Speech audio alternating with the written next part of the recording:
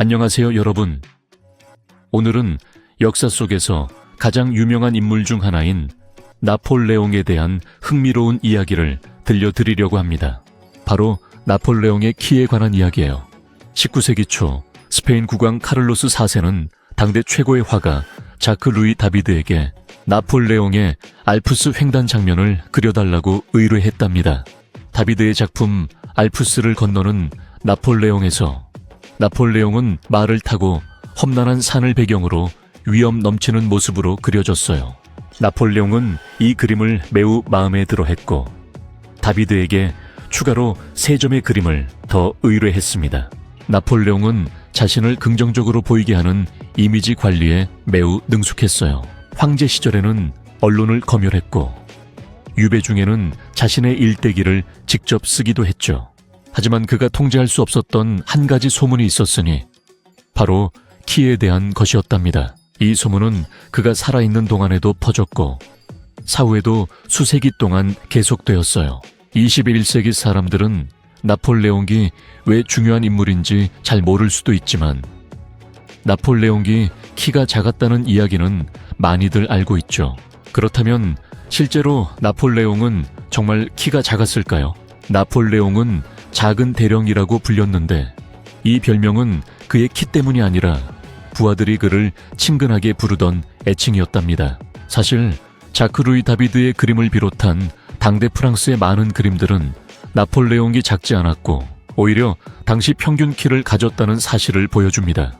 다비드의 나폴레옹의 대관식이나 튠르리의 서재에 있는 나폴레옹 같은 작품들을 보면 다른 인물들과 비교할 수 없기 때문에 그의 실제 키를 정확히 알기 어렵습니다.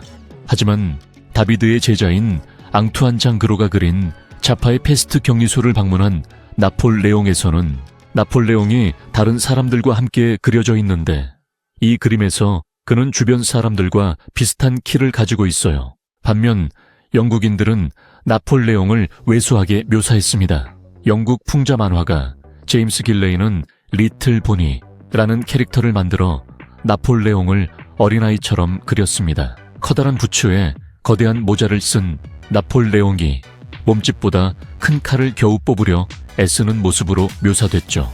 영국인들이 나폴레옹을 왜 작게 묘사했는지는 확실치 않지만 실제로 나폴레옹은 부하들보다는 키가 작았을 가능성도 있습니다. 당시 프랑스의 엘리트 군대는 키가 큰 사람들로 이루어졌기 때문에 나폴레옹은 그들 옆에 서면 더 작아 보였을 거예요. 나폴레옹의 사망 증명서에 따르면 그의 키는 158cm에서 170cm 사이로 기록되어 있습니다. 당시 프랑스 남성들의 평균 키와 비교하면 그는 오히려 평균보다 컸을 가능성도 있어요. 당시 프랑스의 인치 단위가 지금과 달랐기 때문에 정확하지 않을 수 있지만 나폴레옹의 실제 키는 약 168에서 170cm 정도로 추정되고 이는 19세기 기준으로는 평균 또는 그 이상의 키죠. 그런데도 영국의 풍자 만화와 그의 별명 그리고 각종 소문이 나폴레옹의 키가 작았다는 오해를 퍼뜨렸고 이 오해는 지금까지도 이어지고 있답니다. 역사 속 인물들에 대한 이야기는 언제나 흥미롭죠. 오늘의 영상이 유익하셨다면 구독과 좋아요 부탁드립니다. 감사합니다.